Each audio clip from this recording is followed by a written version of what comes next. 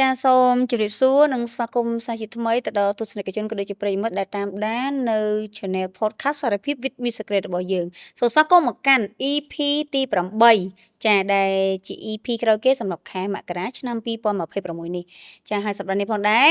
ភ្ញៀវកិត្តិយសរបស់យើងគឺជាប្រិយមិត្តចាដែលជាអ្នកគ្រប់គ្រងនៅ Podcast សារភាពរបស់យើងផ្ទាល់តែម្ដងចាដោយយើងបានជំរាបទស្សនិកជនទៅតាមវីដេអូចាស់ៗរបស់យើងអញ្ចឹងភ្ញៀវកិត្តិយសរបស់យើងចាអាចជា celebrity បុគ្គលមហាជនជាម្ចាស់អាជីវកម្មហើយក៏អាចជាចាប្រិយមិត្តដែរនិយមទស្សនាក្នុងកម្មវិធីផងដែរបើន័យថាយើងចូលគ្រប់វិស័យគ្រប់ស្រទាប់វណ្ណៈគ្រប់គេហៅថាមុខងារទូនាទីតែម្ដងចាដែលឆ្លុះបញ្ចាំងឲ្យឃើញថាមិនថាយើងធ្វើការបែបណារស់នៅបែបណាប្រកបមុខរបរអីទេចាសុទ្ធសឹងតែមានឆ្លងកាត់នៅរឿងរ៉ាវក៏ដូចជាបទពិសោធន៍ប្លែកៗពីគ្នាតែម្ដងចាអញ្ចឹងកុំឲ្យទស្សនិកជនរងចាំយូរយើងចូលមកស្វាគមន៍ភ្ញៀវកិត្តិយសរបស់យើងតែម្ដងជម្រាបសួរបងចាអញ្ចឹងនេះខ្ញុំពិតជាអរគុណបងមែនតែនសម្រាប់ការបើកចិត្តក្នុងការមកចែករំលែកពីរឿងរ៉ាវផ្ទាល់ខ្លួនចាហើយថ្ងៃនេះផងដែរយើងក៏មានជាភ្ញៀវកិត្តិយសដែលគាត់ចាអាចនិយាយបានថាមិនមែនជាបុគ្គលមហាជនអីទេចាប៉ុន្តែនេះខ្ញុំជឿជាក់ថាសាច់រឿងក៏ដូចជាបទពិសោធន៍របស់គាត់នឹងជាធម៌ពលក៏ដូចជាទុនជីវិតថ្មីមួយទៀតសម្រាប់បងប្អូនទស្សនិកជនចាហើយកុំភ្លេចស្ដាប់ក៏ដូចជាចូលរួមចែករំលែកទាំងអស់គ្នាជាមួយយើងខ្ញុំចាអញ្ចឹងបងថ្ងៃនេះđangផងដែរដូចយើងបានជំរាបបងចាបងមានជាសាច់រឿងក៏ដូចជាបទពិសោធន៍ណាដែលនៅក្នុងអតីតកាលរបស់បងក៏ដូចជាបច្ចុប្បន្នកាលផងដែរដែលបងបានជួបឲ្យបងយល់ថាសាច់រឿងទាំងអស់ហ្នឹងគឺវាទទួលបាននៅភាពឈឺចាប់ខកបំណងអស់សង្ឃឹមឬក៏អាចនិយាយបានថាបរាជ័យចាហើយភ្ជាប់ជាមួយនឹងសាច់រឿងហ្នឹងផងដែរតើបងត្រូវធ្វើម៉េចដើម្បីខ្លួនឯងឥឡូវនេះអាចមក stand អាចមកអង្គុយកន្លែងនេះបានដោយភាពរឹងមាំចាចាអរគុណមែនតើបងហើយក៏សូមអរគុណកម្មវិធីដែលបានអនុញ្ញាតឲ្យនាងខ្ញុំមកចូលរួមជាក់ស្ដែងថ្ងៃនេះខ្ញុំពិតជាចង់ចែករំលែកនៅបទពិសោធន៍ជីវិតដែលខ្ញុំបានឆ្លងកាត់ជាក់ស្ដែងខ្ញុំជាម្ដាយមួយរូបដែលមានកូនចំនួន2នាក់ហើយពីមុនឆ្នាំ2026នេះនាងខ្ញុំគឺជាbusiness owner មួយដែលជាក់ស្ដែងខ្ញុំមាន business ជាច្រើនខ្ញុំមានទាំងផ្ទះជួលខ្ញុំមានទាំង logistics ខ្ញុំមានទាំងក្រុមហ៊ុនចងការចាមិនមែនជាក្រុមហ៊ុនទេបងគ្រាន់តែជារបរមួយដែលអាចឲ្យយើងទទួលបានប្រាក់ចំណូលពីវាអញ្ចឹងណាបងចាហើយថ្ងៃនេះខ្ញុំមកចង់ចែករំលែករឿងអតីតដែលជាក់ស្ដែងខ្ញុំបានឆ្លងកាត់នៅក្នុងឆ្នាំ2025ដែលវាពិតជា hit ខ្ញុំមែនតើកំឡុងឆ្នាំ2025ជាក់ស្ដែងខ្ញុំកំពុងតែតងន់ពពោះកូនចាកូនទី2របស់ខ្ញុំហ្នឹងបងប៉ុន្តែដោយសារតែបញ្ហាមួយចំនួនធ្វើឲ្យខ្ញុំបាត់បង់ទាំងរបររកស៊ីទាំងគ្រួសារបច្ចុប្បន្នគឺខ្ញុំនៅម្នាក់ឯងដោយបានថាបងបានចែកផ្លូវគ្នាជាមួយគ្រួសារបងអស់ហើយមិនមែនជាការចែកផ្លូវទេបងគ្រាន់តែជាការរស់នៅរៀងខ្លួនមួយរយៈពេលចាក៏ព្រោះតែ2025ហ្នឹងគឺខ្ញុំបានធ្វើរឿងមួយដែលខាងគ្រួសារអ្នកផ្ទះគាត់ពិបាកទទួលយកចាបងចារឿងអីដែរបងអាចជំរាបបានទេចាបងវាពាក់ព័ន្ធទៅរឿងដែលកំពុងតែហេតុនៅក្នុងសង្គមយើងមនុស្សស្រីដែលគាត់មានរបររកស៊ីខ្វះទង់បង្វិលហើយអត់ព្រមនិយាយជាមួយនឹងគ្រួសារព្យាយាមចាក់រឿងហ្នឹងតែឯងអញ្ចឹងជាក់ស្ដែងហ្មងបងខ្ញុំជឿថាបងទាំងអស់គ្នាប្រកាសជាស្គាល់អីគេជាតុងទីនតែសម្រាប់ខ្ញុំនេះវាលើសលប់បងខ្ញុំលេងតុងទីនអនឡាញតែក្នុងមួយថ្ងៃគេមានបងជាថ្ងៃគេមានបងជាអាទិត្យចាជាក់ស្ដែងនៅក្នុងមួយថ្ងៃខ្ញុំត្រូវចំណាយលុយបងតុងទីនរហូតដល់$7,500ក្នុងមួយថ្ងៃចាបងអូច្រើនមែនទែនចាហើយអាហ្នឹងខ្ញុំនិយាយតែ2025នេះឯណាបងហ្នឹងហើយជាក់ស្ដែងហ្មងចាជាទូខ្ញុំបានស្គាល់អាតុងទីនហ្នឹងនៅក្នុងឆ្នាំ2024ពេលហ្នឹងពិតជា viral មែនតើចាមេតុងទីនអនឡាញអីហ្នឹងបងគោលដៅខ្ញុំពីដំបូងហ្មងខ្ញុំលេងគឺខ្ញុំឃើញថាគេលេងបានការហើយខ្ញុំក៏ជាមនុស្សម្នាក់ដែល họ xì chứ nhung thời ca lôi chứ nhung khơi ha nắng bà sân thì nhung khoa lôi ok nhung ở trong ban tới process cái này kia anh nhỉ nhảy ghê nhung ai យកមកប្រវល់ចឹងទៅ យកមកប្រវល់ដែរនិយាយទៅអាតុងទីនហ្នឹងជាមួយនឹងសង្គមរបស់យើងហ្នឹងជាក់ស្ដែងហ្មងណាគេក៏ធ្លាប់លេងដែរប៉ុន្តែគេលេងជាខែគេអីចឹងណាបងតែដោយឡែកខ្ញុំលេងជាថ្ងៃជាមួយនឹងខាងអនឡាញហ្នឹងដំបូងលេងមេរត់តែចិត្តមួយទៀតថាអូដោយសារតយើងស៊ីការគេបានដែរបងព្រោះដំបូងហ្នឹងដោយសារលេងហ្នឹងគឺមិនមែនជាចង់បានចង់ដេញយកលុយហ្នឹងមកប្រើទេគឺចង់ស៊ីការគេទៅឃើញមេគេរៀងតំណងដែរក៏លេងទៅលេងដំបូងមេរត់អញ្ចឹងក៏ព្យាយាមរកមេមួយទៀតចាដល់ទៅពេលរកមេមួយទៀតអញ្ចឹងទៅដេញបានលុយតែមកសតុះទៅក៏មេនឹងរត់ទៀត ពងលេងរត់តែពេលដែលគាត់រត់ហ្នឹងយើងមានបានយើងដេញបាននៅចាបងគឺអត់ទាន់ដេញទេពេលកាល2024ហ្នឹងខ្ញុំ business ខ្ញុំវានៅដើរទាំងអស់ចា business ខ្ញុំធំជាងគេគឺពាក់ព័ន្ធនឹង logistics ជាមួយនឹងខាងផ្ទះលេខ2ហ្នឹងចាហ្នឹងហើយដល់ពេលអញ្ចឹងខ្ញុំមានលុយវិលគឺខ្ញុំអត់លេងអត់ដេញទេខ្ញុំលេងចង់ស៊ីការចាអានេះខ្ញុំរៀងលើកពីរឿងដើមតងរៀងឆ្ងាយតិចចាបងដល់ទៅពេលហើយចឹងទៅក៏ព្យាយាមរកមើលតាមហ្នឹងណាបងអូខេលេងខ្លះដេញពេលដែលមេរត់អស់2នាក់ចឹងទៅក៏ចាស់ដើមចេះលេងដេញមានន័យថាចំណេញមើលតែចំណេញដេញយកទៅអានេះជា experience ហ្នឹងហើយបងហើយជាក់ស្ដែងហ្មងរឿងដែលហេតុបញ្ហាឲ្យខ្ញុំ2025នេះផងដែរគឺពេលហ្នឹងចាប់ផ្ដើមពីខែ5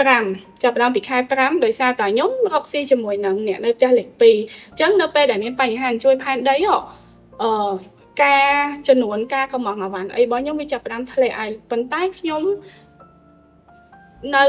បញ្ហាតុងទីនដែលខ្ញុំបានជំរាបមកពីខាងដើមថាក្នុងមួយថ្ងៃខ្ញុំបង់ពេលខ្លះ300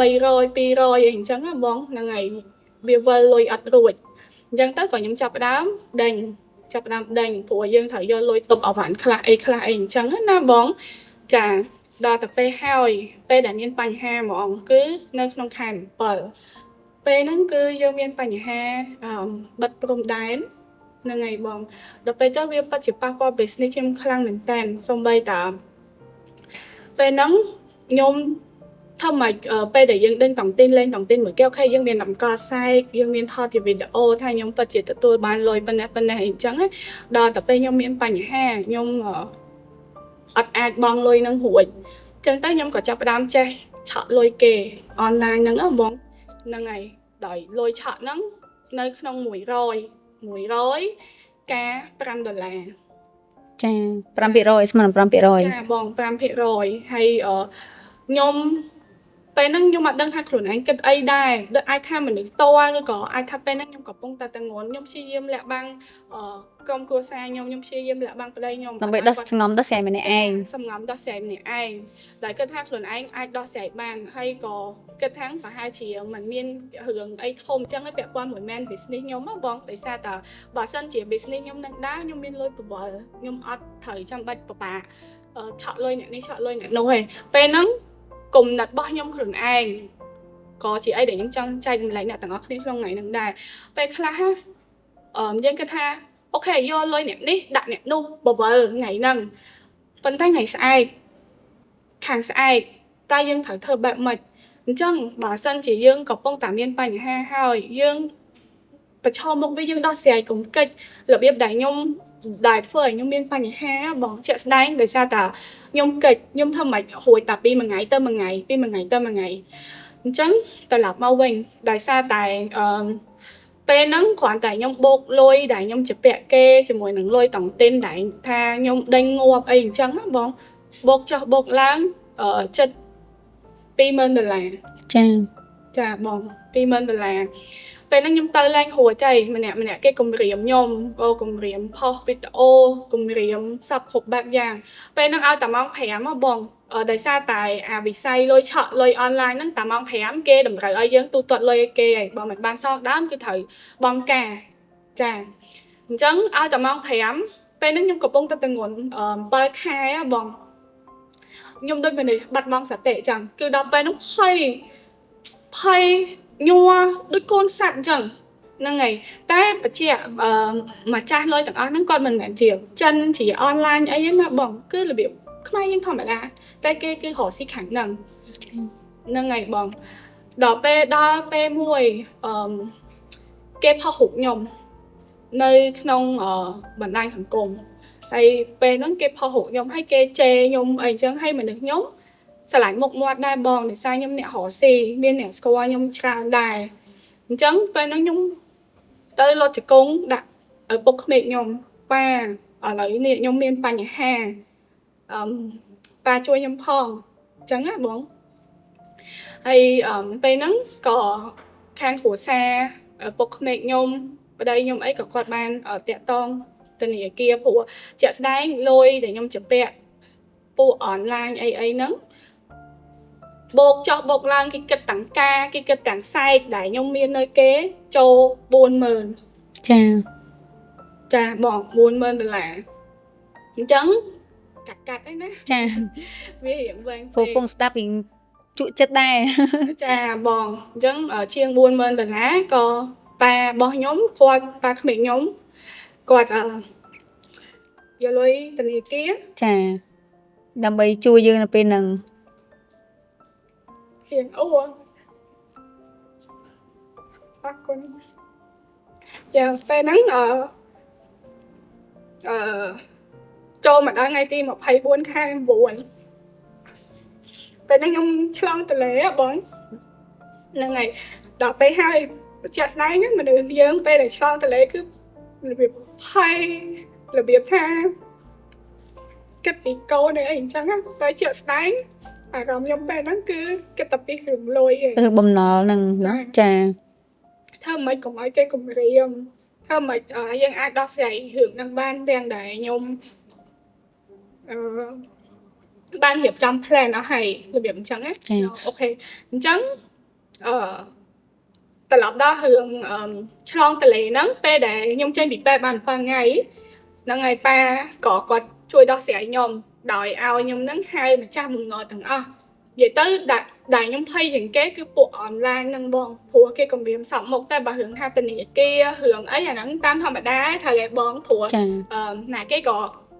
chụp lại tình này kia đấy tội dân bên kia đến đài chẳng là ngày ta bia khó khăn bị bộ online nâng tháng đó cái admin man cùng riêng dương như cái IT cái đập hạt phơ ấy chẳng á phần đại bộ online ảnh chẳng ngày chẳng bây giờ nhắm cho tôi lấy bàn per ngày nắng có ba còn ai hai bộ nâng mặt tè đằng bấy song nâng ngày bọn hay còn có chuối clear hưởng tặng nâng áo nhom quần tay miên mà cha bụng nói mùi đại nhom khoa lôi quạt bóng pa pon tập bóng pa pon ấy cha còn bột ca láng rồi hột láng từ đó mà mờn buồn pon ca smart down smart cài cha bọn nâng ngày mà mờn buồn pon lắm quạt thà đặt khác thử tờ áo nhom nâng song bọn mình chân tế chập mình nâng đã cục cha đỏ pe quạt nâng mạo đỏ tè nhom lúc kia cho mùi nâng bột mệt bỏ nhom to và cho lang vậy tới biết phơi lại ở bột mệt bỏ nhom cái thang con mà xa anh á phần nâng đai hạt ấy bản phơi hưởng nâng ai kê mà te ai kê mà sạch lô la ấy trắng đó sẽ hưởng nâng phấp chắp quạt cỏ áo nhom tranh bị te cho mùi nâng con tôi để nhom cả bàn phần ngày nâng á phùa nhom understand tật chật bọc quạt là việc con đôi khó chất các bóng tam bắt bà sân chỉ nhôm miên hướng nhôm hẹp quạt tăng phi tập bốn vì có ọt đo thân nạn nâng đài phần tay nhôm khi dìm lẹ hay sừng ngắm đó xe mình ai khi dìm lẹ sừng ngắm đó xe để kết thúc luận anh ai thờ ban tay vì ọt trắng ok ta lọc mèo vinh bê để giống tranh bị tè nắng nhôm từ nơi cho mùi nâng khổ xa nhôm khổ xa nước miền đây tha ta mạ bong ôn dây ta nhôm ảnh trắng cha mình xoa mây tê mình xoa mây xa sớm máy bong mình xài mình nè đài ok thọ miền lôi miền côn miền khổ xa cọ cái đai miền ở đây ảnh trắng ba chỉ tranh tân nơi mình nè anh tê có chọn sắm bia đây ai ròm cha nâng ngày trắng sớm đẹp côn tôi nhôm lắm nhôm nơi cho mùi nâng quạt ban rồi giả pe mùi khai đọc ngày rồi máu cùng lòng pe để nhung tranh tới nơi cho mùi nâng bon sải nhung kịch hàng nhung mình ai tập bên nâng ấy ខ្ញុំត្រូវតែធ្វើអីដើម្បីយកខ្លួនឯងពីមុនត្រឡប់មកវិញព្រោះខ្ញុំពិតជាដើរផ្លូវខុសឆ្នាំ2025ហ្នឹងខ្ញុំខុសធ្ងន់មែនតើបងសូម្បីតែផ្ទះអីក៏លក់ដើម្បីសងគេអីអញ្ចឹងតែខ្ញុំក៏ព្យាយាម contact ទៅមិត្តភ័ក្តិចាស់សូមឲ្យគេជួយរកការងារឲ្យធ្វើក៏បានខ្ញុំចាប់ដើមចូលធ្វើការឲ្យគេជាបុគ្គលិកផ្នែក account ហ្នឹងបងហ្នឹងហើយនៅ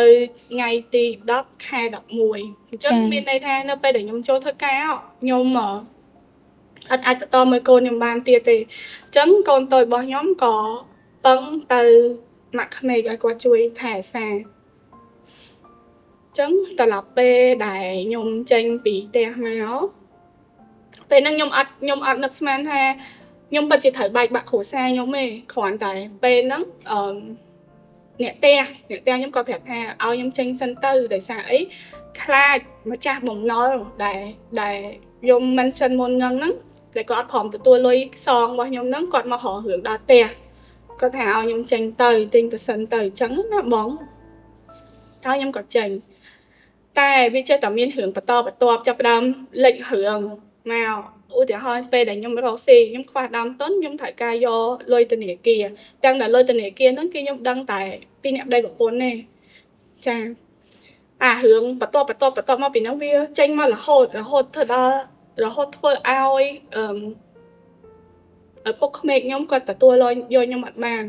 គាត់ថាបើសិនជាប្តីខ្ញុំនៅតែយកមីនឹងទៀតក៏សុខចិត្តទៅលូនទឹកក៏ព្រោះតែនៅក្នុងគំនិតរបស់គាត់គេគាត់គិតថាខ្ញុំគឺជាមនុស្សអាក្រក់មនុស្សកុហកបោកប្រាស់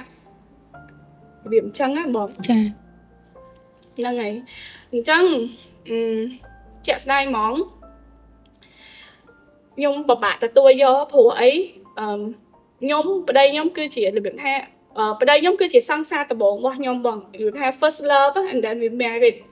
ហើយខ្ញុំមានកូនទូចខ្ជូត2នាក់កូនទី1ខ្ញុំអាយុបាន3ខួបកន្លះហើយកូនក្រោយខ្ញុំនេះតែបាន3ខែត្រឹមថ្ងៃហ្នឹងបងហ្នឹងហើយ3ខែតិចតួចអីហ្នឹងចឹងមិនតែប៉ុន្តែបងមែនទេនៅកូនខ្ចីឡើយទេណាចាបងខ្ញុំនៅកូនខ្ចីឡើយហើយខ្ញុំចូលធ្វើការហ្នឹងនៅពេលដែលខ្ញុំយកកូនខ្ញុំមកខួបមួយខែ10ថ្ងៃចាចុះបច្ចុប្បន្នបងរស់នៅជាមួយនឹងអ្នកណាដែរឬក៏រស់នៅតែម្នាក់ឯងទេចាបងបច្ចុប្បន្នខ្ញុំនៅជាមួយបងស្រីខ្ញុំចាហើយមានយាយខ្ញុំមួយអូខេចាហ្នឹងហើយបងចាយ៉ាងហោចណាស់ក៏យើងអាចនិយាយបានថារស់នៅជាមួយនឹងក្រុមគ្រួសារដែរเนาะយើងមិនមែនរស់នៅតែម្នាក់ឯងក្នុងស្ថានភាពនេះបើសិនជាយើងមានបញ្ហាយើងនៅម្នាក់ឯងទៀតអានឹងប្រហែលជាយើងរៀងកាន់តែគិតច្រើនណាចាបើយើងមានគ្នាមានក្រុមគ្រួសារជាតិណាខ្ញុំគិតថាបងអាចនឹងមានពេលវេលាក្នុងការហៀលខ្លួនឯងបានលឿនចាបងជាក់ស្ដែងរឿងហៀលខ្លួនឯងបានលឿនហ្នឹងអត់លឿនទេបងមុននឹងខ្ញុំអាចមកអង្គុយទីនេះដើម្បី share ពីបទពិសោធន៍ខ្ញុំឲ្យប្រិយមិត្តក៏ដូចជាបងក្រុមការងារបានដឹងជាក់ស្ដែងខ្ញុំបានឆ្លងកាត់ការលេបថ្នាំក៏ព្រោះតាយើងនៅក្នុងរបៀបថាកូនខ្ចីបើតាមភាសាបច្ចេកទេសគេហៅថា baby blue បងពេញហ្មងកំពុងតែពេញហ្មងពី1ខែដល់6ខែហ្នឹងណាហើយខ្ញុំនៅម្នាក់ឯងបងពេលដែលខ្ញុំនៅម្នាក់ឯងเขาនិយាយចង់អួរខ្ញុំមើលតែរូបថតជុំគ្នាចាបងឲ្យសម្រួលអារម្មណ៍សិនបានចាបងវាថាខ្ញុំរបៀបចាសួរខ្លួនឯងណាមិនបានអញ្ចឹងជីវិតល្អសុខហេតុអីបានទៅស្គាល់ពួកមនុស្សបានអញ្ចឹងហ្នឹងហើយខ្វះសិនហ្នឹងវាស្ទើរតែអញ្ចឹងបងហើយស្របពេលហ្នឹងដែរខាងគ្រួសារសាច់ថ្លៃខ្ញុំហ្នឹងគាត់ខឹងខ្ញុំនៅពេលដែលគាត់ដឹងរឿងគ្រប់យ៉ាងគាត់ខឹងខ្ញុំខ្លាំងមែនតើរហូតទៅដល់អត់ចង់ឲ្យខ្ញុំហ្នឹងជួបកូនខ្ញុំសូម្បីតែប្តីខ្ញុំក៏អត់ចង់ឲ្យតាក់ទងមួយខ្ញុំដែរគឺព្យាយាមផ្ដាច់ពេលហ្នឹងខ្ញុំពិបាកទទួលយកអញ្ចឹងខ្ញុំក៏សម្រេចចិត្តលេបថ្នាំពេលហ្នឹងអស់ច្រើនគ្រាប់ដែរបងស្រីគាត់ឃើញតន់គាត់ឃើញយើងរៀងសើលេហើយក៏គាត់យកខ្ញុំទៅពេទ្យ ពេលហ្នឹងក្រុមគ្រូពេទ្យគាត់បានជួយលាងកាពះឲ្យអីអញ្ចឹងណា ចា ហ្នឹងហើយបងបន្ទាប់មកពេលដែលខ្ញុំដឹងខ្លួនឡើងវិញដោយសារតែខ្ញុំអត់មានប៉ាម៉ាក់ឯងខ្ញុំមានតែយាយ ហើយនឹងបង ចាពេលខ្ញុំដឹងខ្លួនឡើងវិញហ្នឹងយាយខ្ញុំគាត់សួរខ្ញុំថាហេតុអីបានធ្វើរឿងបែបហ្នឹងក៏ព្រោះតាខ្ញុំពីក្មេងកំព្រាបងខ្ញុំវាគ្រប់យ៉ាងខ្លួនឯងខ្ញុំមានមុខរបរមុនខ្ញុំមានគ្រួសារ មាន ទៀត គ្រួសារទៀត ចា ប៉ុន្តែគាត់ថាមុខរបរខ្ញុំហ្នឹងមិនមែនថាឲ្យយើងមាន មិនតែធំដុំខ្លាំងអីទេប៉ុន្តែអាចផ្គត់ផ្គង់ចាផ្គត់ផ្គង់ជីវភាពបាន ចង់ទៅណាយើងទៅនឹងធ្វើអីធ្វើនឹងបានអញ្ចឹងណាយាយខ្ញុំសួរខ្ញុំថាចាក់ហេតុអីបានជ្រើសរើសវិធីបែបហ្នឹងអត់គិតទេអត់គិតកូនអត់គិតពីគាត់ទេគាត់អាយុឡើង85ឆ្នាំហើយហេតុអីបានធ្វើអញ្ចឹងពេលដែលយាយខ្ញុំសួរខ្ញុំអញ្ចឹងខ្ញុំហត់តែមានអារម្មណ៍ថាខ្លួនឯងខុសហ៎បង គាត់តែខុសមកតង់ទៀតនៅពេលដែលសម្រេចចិត្តធ្វើហ្នឹង ចាបងហត់តែខុសមកតង់ទៀតព្រោះយាយតងំតាយាយខ្ញុំចាំខ្ញុំបានឲ្យខ្ញុំអាចធ្វើអីឲ្យខ្លួនឯងបានវាចំណាយពេលយូរតាំងតែគាត់ជាស្ត្រីមេម៉ាយហើយគាត់ចាំខ្ញុំបានអញ្ចឹងខ្ញុំក៏ប្រាប់ខ្លួនឯងថាចាអូខេខ្ញុំត្រូវតែយកខ្លួនឯងពីមុនត្រឡប់មកវិញខ្ញុំត្រូវតែរឹងមាំបើទោះជាឥឡូវខ្ញុំបាត់បង់គ្រប់បែបយ៉ាងថែមទាំងនៅជាពេលលុយមិត្តភក្តិដៃគូរកស៊ីតែគេដឹងរឿងខ្ញុំហើយគេក៏ហ៊ានអនុគ្រោះចឹងទៅយាយត្រង់ចំណុចហ្នឹងខ្ញុំពិតជាអរគុណដល់មិត្តភក្តិខ្ញុំបងប្រុសមួយហ្នឹងគាត់ជួយខ្ញុំណាបង ចា ហ្នឹងហើយអញ្ចឹងខ្ញុំក៏អង្គុយគិតថាអូអីខ្ញុំអត់អាចអញ្ចឹងទេខ្ញុំក៏ចាប់ផ្ដើមមើលវីដេអូណាដែលលើកទឹកចិត្តលើកទឹកចិត្តខ្ញុំស្ដាប់ធម៌ធ្វើម៉េចកុំឲ្យខ្លួនឯងកំពុងតែអានេះខ្ញុំអាចចូលថា depression ហ្នឹងណាបង ចា depress ហើយចាអាចយើងសម្រាប់ចិត្តសម្រាប់ខ្លួនគឺយើងចូលដល់ដំណាក់កាលទី4នេះហ្នឹងបើយើងនិយាយនេះទៅចាបងខ្ញុំអត់ទៅមើលអីដែលថាជារឿងអវិជ្ជមានទេគឺចាប់ពីពេលដែលយាយខ្ញុំនិយាយជាមួយនឹងខ្ញុំហើយខ្ញុំមានអារម្មណ៍ថាអូយខ្ញុំត្រូវតែយកខ្លួនឯងមកវិញអញ្ចឹងខ្ញុំក៏ជឿថាការស្ដាប់អីដែលរបៀបថាលើកទឹកចិត្តផ្ដល់កម្លាំងចិត្តឲ្យខ្លួនឯងហើយប្តីខ្ញុំពេលហ្នឹងក៏គាត់ចាប់ផ្ដើមរបៀបថាផ្ញើវីដេអូកូនចេះអីហើយកូនបានប៉ុន្មានហើយកូនធ្វើអីខ្លះ activity កូនខ្ញុំអីអញ្ចឹងណាបងវាធ្វើឲ្យខ្ញុំរៀងធូរស្បើយចាយ៉ាងហ្នឹងអញ្ចឹងផងចំណុចហ្នឹងខ្ញុំចង់លើកទឹកចិត្តទៅអ្នកដែលកំពុងមានបញ្ហាខ្ញុំនេះអាច consider បានថានាងបដាចាហើយបងព្រោះអស់គ្រប់យ៉ាងទាំងប្តីទាំងកូនឯងអញ្ចឹងណាចាប៉ុន្តែខ្ញុំចង់លើកទឹកចិត្តអ្នកទាំងអស់គ្នាថាកុំជ្រើសរើសយកពិធីដូចខ្ញុំមិញហ្នឹងព្រោះតែអីអាហ្នឹងគេហៅថាការកិច្ចវេះយើងគិតថាអូខេបើសិនជាខ្ញុំស្លាប់បាត់ទៅខ្ញុំប្រហែលជាស្រួលហើយចាប៉ុន្តែជាក់ស្ដែងហ្មងអាហ្នឹងគេហៅថាមនុស្សកិច្ចវេះព្រោះបញ្ហាមនុស្សយើងមានរហូតត្រូវឯបងបើសិនជាយើងទទួលយកវាហើយយើងព្យាយាមដោះស្រាយបញ្ហាវាប្រសើរជាងជឿយកផ្លូវហ្នឹងចាព្រោះបញ្ហាវាតែងតែមានឲ្យយើងប្រឡងរហូតចារាល់ថ្ងៃហ្មងគឺបីរហូតប៉ុន្តែកុំបោះបង់ខ្លួនឯងអីហើយព្យាយាមអង្គុយគិតមកមើលថាណាគេជា mentor យើងបងណាគេអាចជួយផ្ដល់យោបល់យើងបានបើសិនជាអត់ទេឥឡូវមាន ChatGPT អីអូខេអាចឆាតធ្វើម៉េចឲ្យខ្លួនឯង heal កុំឲ្យខ្លួនឯងstuck ជាមួយនឹងproblem ហ្នឹងបងចាឃើញថាបញ្ហាដែលបងយកមកចែករំលែកក្នុងថ្ងៃនេះពិតជាប៉ះជាមួយនឹងអារម្មណ៍ទស្សនិកជនក៏ដូចជានាងខ្ញុំផ្ទាល់ផងដែរដោយសារតែបញ្ហាដែលគាត់កំពុងតែជួបបច្ចុប្បន្នក៏ដូចជាពីមុនហ្នឹងវាមិនមុនណាស់ណាតែថាពីមុនឥឡូវហ្នឹងអីហ្នឹងគឺសុទ្ធតែជាបញ្ហាដែលយើងកំពុងជួបប្រទះខ្លាំងក្នុងសង្គមយើងតែម្ដងជាពិសេសនៅពេលដែលយើងជួបបញ្ហាសេដ្ឋកិច្ចច្រើនណានៅពេលជួបហើយគាត់គិតអីអត់តាន់ភ្លាមចាអាចថាដោះ ដូចតាមវិធីបងមួយហ្នឹងគឺឃើញថាគាត់ទទួលរងគ្រោះច្រើនចាច្រើនមែនតើហើយឃើញថាបទពិសោធន៍ក៏ដូចជាការចែករំលែកមួយនេះពិតជាមានសារៈសំខាន់ក៏ដូចជាមានគុណប្រយោជន៍ខ្លាំងមែនតើទៅដល់អ្នកស្ដាប់ក៏ដូចជាទស្សនិកជនដែលកំពុងតែទស្សនានៅវីដេអូមួយនេះពីបងផ្ទាល់តែម្ដងចាបងមានអ្វីចង់បន្ថែមទៀតទេនៅក្នុងសាច់រឿងមួយហ្នឹងចាបងជាក់ស្ដែងហ្មងសាច់រឿងរបស់ខ្ញុំខ្ញុំមាន 2-3 ចំណុចដែលខ្ញុំចង់ highlight ឲ្យប្រិយមិត្តដែលគាត់បានមើលវីដេអូមួយនេះចាគួរតែជៀសវាងចាបងគួរតែជៀសវាងដោយសារអីខ្ញុំពីមនុស្សម្នាក់ដែលអាចថារស់នៅសុខស្រួលសំណុកសុខស្រួលមានក្តីស្រឡាញ់គ្រប់គ្រាន់ជួបជុំក្រុមគ្រួសារមានលុយកាក់ចាយ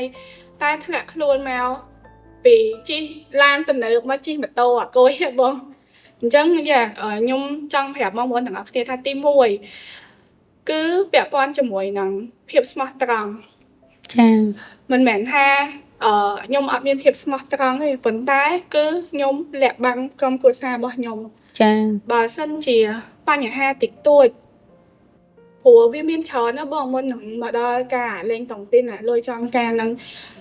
បើសិនជាមានបញ្ហារឿង cash flow តិចតួចយើងពិភាក្សាគ្នាទៅបើដំណោះស្រាយទៅកុំព្យាយាមគិតថាខ្លួនឯងខ្លាំងខ្លួនឯងដោះស្រាយបានគ្រប់បែបយ៉ាងយកពីនេះដាក់ពីនោះយកពីនោះដាក់ពីនេះចង់ក្រោយដូចខ្ញុំចឹងចាស្បីតាអ្នកសរសរួរក៏សុំសម្រួលអារម្មណ៍តិចរៀងចាក់ដោតចាអញ្ចឹងឃើញថាការឆ្លងកាត់របស់បងស្រីពិតជាដំណាក់កាលមួយដែលពិបាកមែនទែនជាពិសេសក្នុងនាមយើងជាស្ត្រីដែលកំពុងតែមានកូនទូច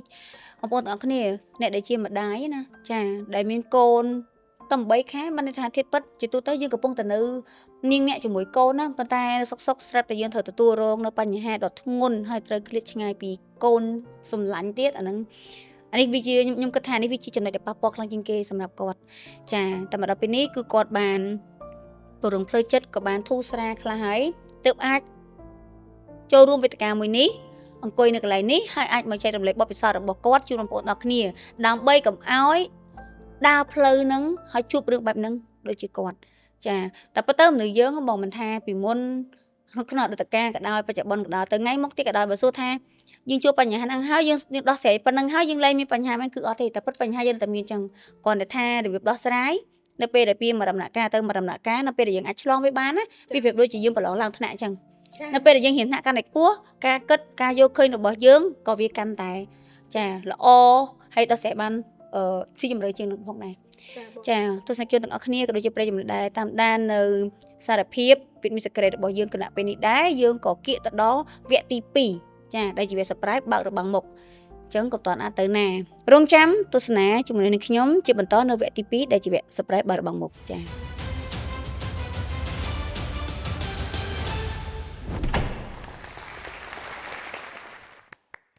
ាសូមស្វាគមន៍សាជាថ្មីមកកាន់ EP 8ដែលជាវគ្គទី2ដែលជាវគ្គ surprise បើករបាំងមុខតែភ្ញៀវគិតយសមិនបើករបាំងមុខទេចានឹងក៏ជា surprise ដែរចាទស្សនិកជននិងប្រិយមិត្តទាំងអស់គ្នាដែលចានិយមតាមដាននៅ podcast សារភាព with Miss Secret របស់នាងខ្ញុំចាដូចបានដឹងអញ្ចឹងថាសាច់រឿងក៏ដូចជាបទពិសោធន៍នៃការជួបប្រទះរបស់ភ្ញៀវកិត្តិយសរបស់យើងគឺប្លែកពីគ្នាហើយសាច់រឿងខ្លះនៅពេលដែលគាត់ចែកម្លែកទៅគាត់មានអារម្មណ៍ថាវាមានការប៉ះពាល់អារម្មណ៍ខ្លាំងមែនទែនហើយភ្ញៀវកិត្តិយសរបស់យើងក៏គាត់ចាមានការសម្រេចចិត្តចាយើងផ្ដល់សិទ្ធិចាជូនគាត់ថាគាត់នឹងបើករបាំងមុខឬក៏មិនបើកចាអញ្ចឹងកុំឲ្យខាត់ពេលយូរទស្សនិកជនរបស់យើងក៏កំពុងរងចាំការណែនាំខ្លួនពីភ្ញៀវកិត្តិយសរបស់យើងផងដែរចាអញ្ចឹងសូមអញ្ជើញចាអរគុណបងហើយក៏សូមទោសភ្ញៀវកិត្តិយសដែរមូលហេតុដែលខ្ញុំអត់បើករបាំងមុខហ្នឹងក៏ព្រោះតែខ្ញុំមិនមែនជាតារាឬក៏អ្នកចង់ល្បីអីទេបងខ្ញុំមកកម្មវិធីនេះក៏ខ្ញុំគ្រាន់តែចង់ចែករំលែកពីបទពិសោធន៍ដែលខ្ញុំបានឆ្លងកាត់ហើយសង្ឃឹមថាវាជាចំណេះដឹងមួយក៏មេរៀនមួយដែលបងអាចកុំយកតាមតម្រាប់តាមចាបងចាក់ស្ដាយហ្មងខ្ញុំសូមណែនាំខ្លួនបន្តិចខ្ញុំគឺជាអ្នកម្ដាយដែលមានកូន2នាក់ចាហើយបច្ចុប្បន្នខ្ញុំបានបម្រើការនៅក្រុមហ៊ុនមួយចាតួនាទីជាគណនេយ្យករចាបងចាអញ្ចឹងឃើញថានៅពេលនេះដែរបងស្រីកំពុងតែឈានជើងចេញមកក្រៅម្ដង ទៀតសាជាថ្មីចាហើយក៏កំពុងតែចាគេហៅថាយកខ្លួនឯងត្រឡប់មកវិញដោយបងស្រីបានលើកឡើងកាលពីវគ្គមុនអញ្ចឹងនេះហើយគឺជាអ្វីដែលយើងគ្រប់គ្នាត្រូវសម្រេចចិត្តធ្វើរឿងទីមួយដែលយើងត្រូវតែធ្វើនោះគឺនៅជាមួយខ្លួនឯងនិងមិនបោះបង់ខ្លួនឯងពីព្រោះមិនថាចាប់ពីថ្ងៃដំបូងរហូតដល់ថ្ងៃចុងក្រោយនៃជីវិតយើងមនុស្សតែម្នាក់គត់ដែលមិនគ្មានថ្ងៃបោះបង់យើងគឺយើងខ្លួនឯងហ្នឹងហើយនៅពេលដែលយើងអត់បោះបង់ខ្លួនឯងគ្រប់យ៉ាងក៏មិនបោះបង់យើងដែរចាហើយឃើញថាបទពិសោធន៍ក៏ដូចជាមេរៀនជីវិតដែលទស្សនិកជនក៏ដូចជានាងខ្ញុំផ្ទាល់បានទទួលបានពីបងនៅក្នុងថ្ងៃនេះ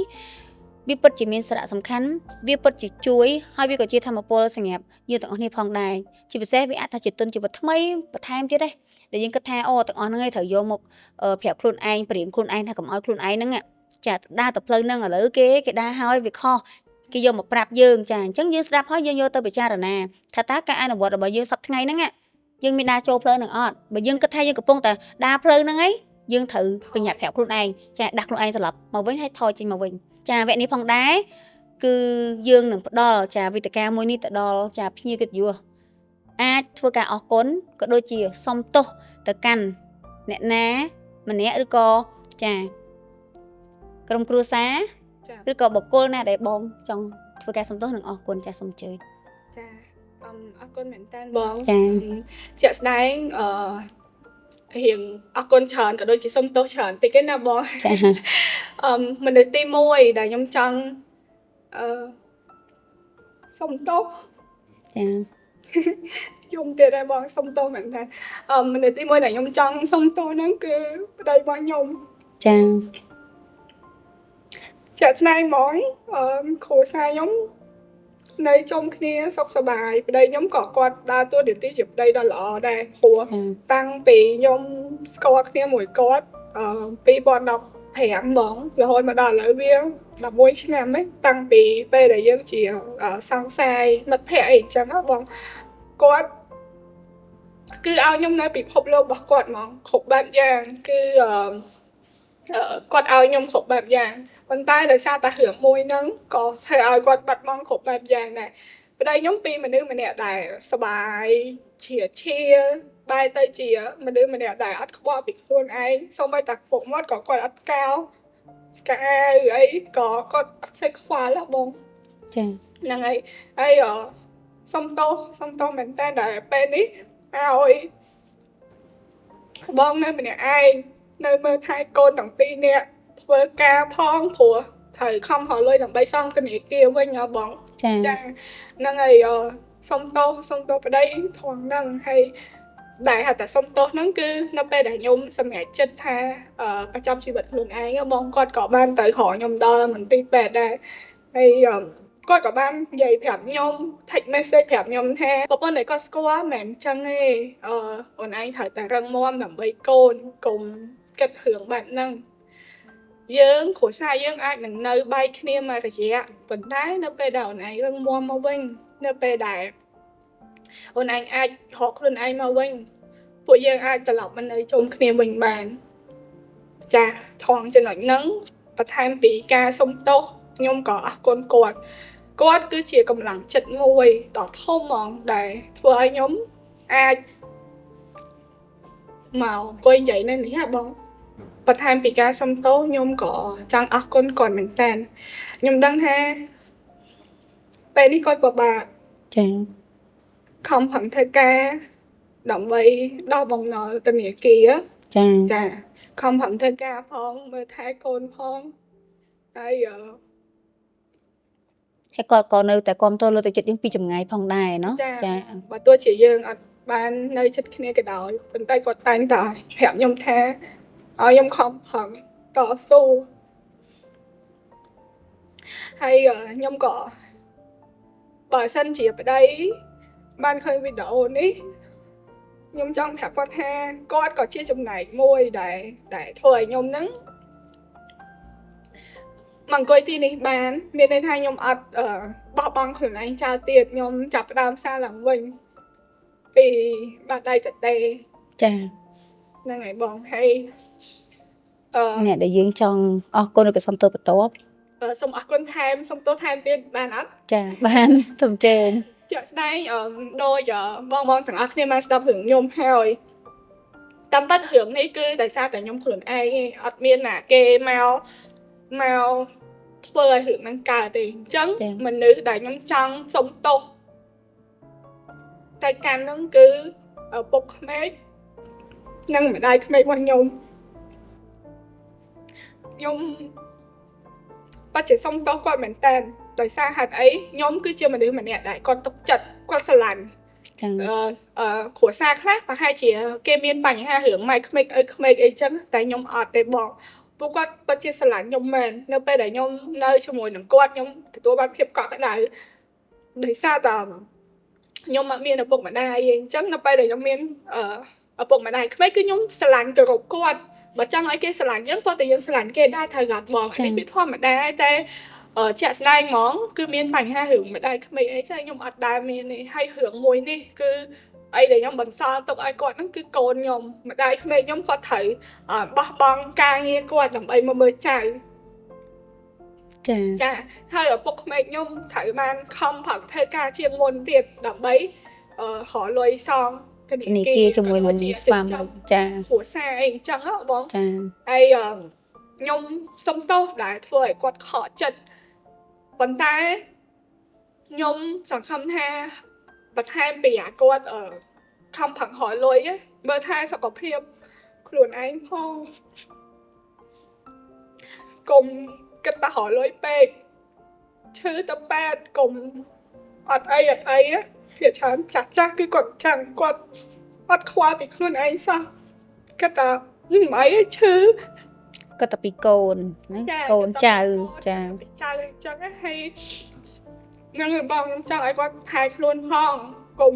ឈឺអត់ទៅប៉ែតឈឺទៅប៉ែតតែអីធម្មតាទៅហើយរឿងមួយនេះខ្ញុំសង្ឃឹមថាបើសិនជាខ្ញុំមានកំណត់មកវិញឪពុកម្ដាយក្មេកខ្ញុំប្រកាសជាទទួលយកខ្ញុំប៉ុន្តែពេលនេះខ្ញុំអត់អាចទៅហៅគាត់មកនេះបងព្រោះខ្ញុំ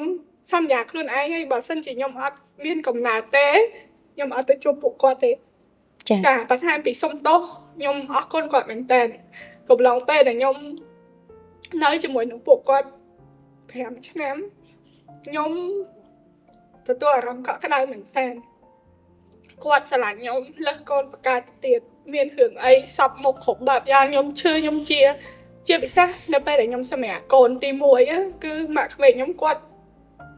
នៅមួយខ្ញុំរហូតជាទូទៅមនុស្សស្រីយើងដែលខ្ញុំអត់ដឹងថាគេកើតធម្មជាតិបែបម៉េចទេណាបងសម្រាប់ខ្ញុំកើតដោយការវះកាត់គឺយើងអត់ដឹងខ្លួនលួចចេញពីពេទ្យមកគឺអញាក់ទៅ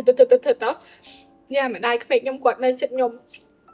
មើលថែយើងជាប់ចឹងទៅចាបង24ម៉ោងពេលហ្នឹងបើគាត់អត់នៅចិត្តខ្ញុំទេដៃខ្ញុំប្រហែលជាត្រូវដូរសេរ៉ូមកព្រោះខ្ញុំជួយចិត្តដេកសកត់ដៃ